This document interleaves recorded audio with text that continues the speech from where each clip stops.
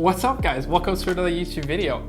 Today's video is something that I have watched a lot of other YouTubers do, especially within the tech, photography, videography, and just overall YouTube-esque, especially Peter McKinnon. Peter McKinnon is a very, very popular photographer and videographer on YouTube.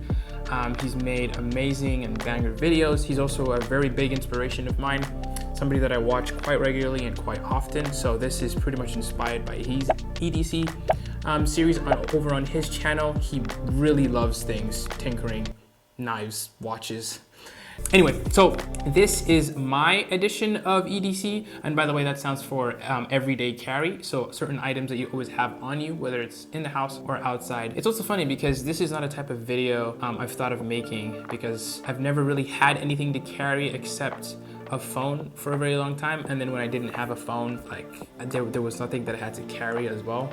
But over years of normal items that I've been using, like a phone, a wallet, etc., like stuff that becomes staple whenever I'm outside of the house or just in my pockets. Most of these items have some personal background or history to them. I think that's why it's also even more relevant that I always have them on me. It's not like I just need them for a necessity. Someone gave it to me, or I worked hard and got it, or whatever. But anyway, without more rambling on, let's get straight to the first item, and that is your smartphone. This is the Samsung A12. Came out last year. It was a phone that I got when I came back from the States from college. I was never an iPhone fan. I was always a Samsung fan, but when I was in the States, I didn't have the money to get a brand new phone, so I got my old roommate's phone, which was an iPhone 5S.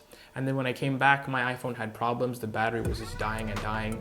And it was also a very small screen, and I didn't really like that. So when I was looking for a phone, I wanted something on the cheaper side, something that had good battery life and a large screen mainly, and decent storage as well. And so this phone came in clutch. Things to note, it's got a 6.5-inch Infinity V display, streamlined designed aesthetics. It's refined with curves, so it's nice and smooth, making it comfortable to hold and provides easy screen navigation. The best thing I love about this phone is the side finger sensor that unlocks the phone. It also has facial recognition, so its screen size is just the right size for me. I consume a lot of content, and so the big screen really does help for that, being able to watch movies, watch YouTube, enjoy my time. Another thing reason I bought this was the power.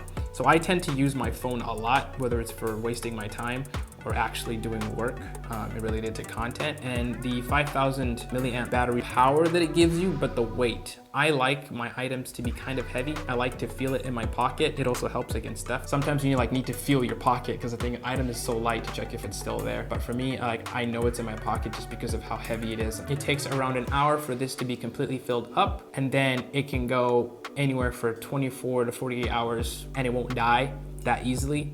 Especially when you're using heavy duty stuff like YouTube and Twitch for the whole day, really, and reading manga on and off and scrolling through Instagram.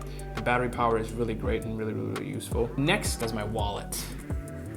This wallet in particular has a really good history, but it was the story behind this one is it's actually quite deep, because I got it for graduating high school from my dorm parent.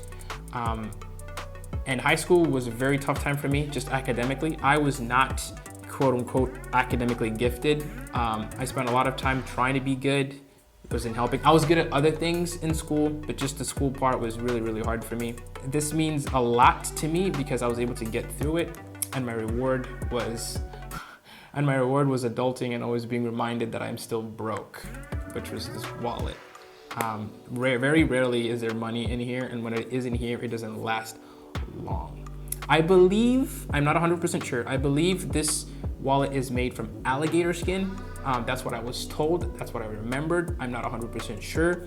But most of Senegalese artisan wallets are made out of some type of leather, and that's very popular.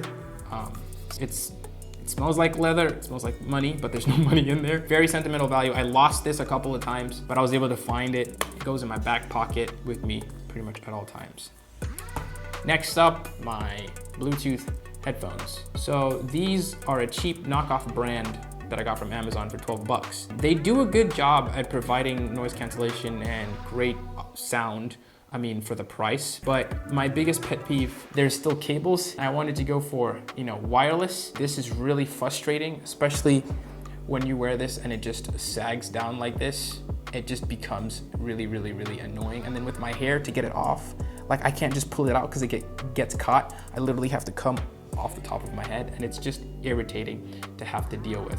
But it does do its job in terms of when I travel, I listen to music, like I can block out all the noise. It is kind of bulky, but with my hair, you can't see it anyway. Not worth it. All right, last but not least, we have the second most used item in my possession. And that is my pocket knife. It's a Smith & Wesson pocket knife. It's a cheap one that I got on Amazon.